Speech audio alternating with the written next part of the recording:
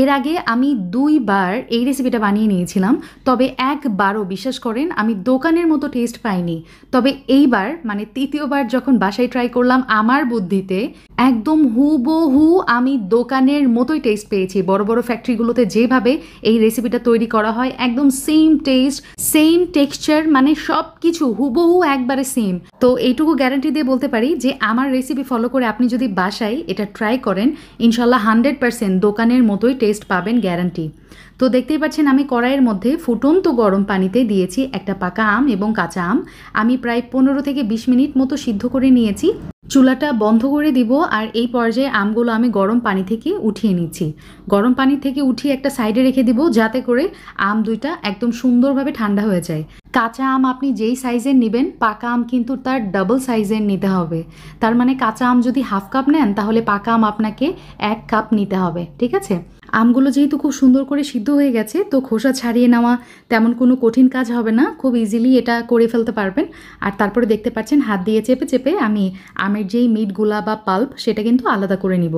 তো এভাবে করার পর একটা বড় আমি বোল নিয়েছি, তার মধ্যে দিয়ে দিলাম এই কাঁচা পাকা আমের পাল্পগুলা। সাথে আমি চিনি ব্যবহার করেছি হাফ কাপ পরিমাণ, তবে চিনির পরিবর্তে আপনি কিন্তু এখানে মিশরি ব্যবহার করতে পারেন, এটা চিনির তুলনায় হেলদি হবে। তার সাথে দিয়ে দিচ্ছি লেবুর রস। বড় বড় ফ্যাক্টরিগুলোতে যেটা করা হয় সাইট্রিক অ্যাসিড ব্যবহার করা হয়, তবে বাসাতে সবার কাছে এই জিনিসটা অ্যাভেলেবল থাকে না, এই জন্য লেবুর রস আমি 1 টেবিল চামচ দিয়েছি। সাথে 1.5 কাপ আমি ব্যবহার করেছি পরিষ্কার খাবার পানি, যে পানিটা আমরা খেয়ে থাকি সেটাই এখানে দিয়ে দিলাম। এখন যেটা করব হ্যান্ড ব্লেন্ডার দিয়ে এটা খুব ভালো মতো ব্লেন্ড করে ফেলবো। আপনারা কিন্তু চাইলে সেম কাজটা ব্লেন্ডার জারেও করে নিতে পারেন। তো দেখতে পাচ্ছেন বেশ ঘন থকথকে একটা মিশ্রণ হয়ে গেছে। এই পর্যায়ে আমি অ্যাড করে দিচ্ছি হচ্ছে পানি হাফ কাপ পরিমাণ।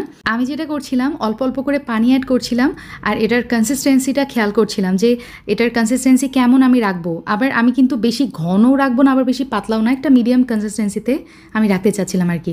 টেস্ট করে দেখলাম চিনি একদম ঠিক আছে। এই পর্যায়ে আমি একটা স্পেশাল ইনগ্রিডিয়েন্ট অ্যাড করছি, সেটা হচ্ছে ট্যাং, ম্যাঙ্গো ফ্লেভারের ট্যাং। যে কোনো ব্র্যান্ডের নিলেই হয়, এখানে ব্র্যান্ড ম্যাটার করে না কিন্তু। তবে বাজারে যেই ছোটোগুলো স্যাশে কিনতে পাওয়া যায় 5 টাকা করে এই ম্যাঙ্গো ট্যাংয়ের, সেটাও কিন্তু এখানে ইউজ করতে পারেন। সেক্ষেত্রে 2টা ইউজ করলেই যথেষ্ট। আর হাতের কাছে স্যাশেও যদি না পান সেক্ষেত্রে লাস্ট অপশন আমি বলবো ওই যে ম্যাঙ্গো ফ্লেভারগুলো আছে না, সেটা সামান্য মানে কয়েক ড্রপস এখানে ইউজ করতে পারেন।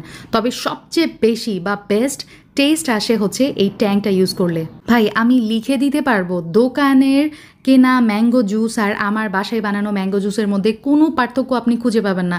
আর বাচ্চাদেরকে খাওয়ালে তো মানে তারা বুঝবেই না যে এটা বাসায় বানানো নাকি দোকান থেকে কেনা। যাই হোক, এই ভরপুর আমের সিজনে বাসায় এই জুসটা বানিয়ে নেওয়ার চেষ্টা করবেন, কারণ বাসায় বানানো জিনিস সবসময় হেলদি হয়। আর এই জুসটা নর্মাল ফ্রিজে রেখে আপনি 3 দিনের মতো খেতে পারবেন। সো এনাফ ফর টুডে, ইনশাল্লাহ আবার দেখা হবে। আল্লাহ হাফিজ, আসসালামু আলাইকুম।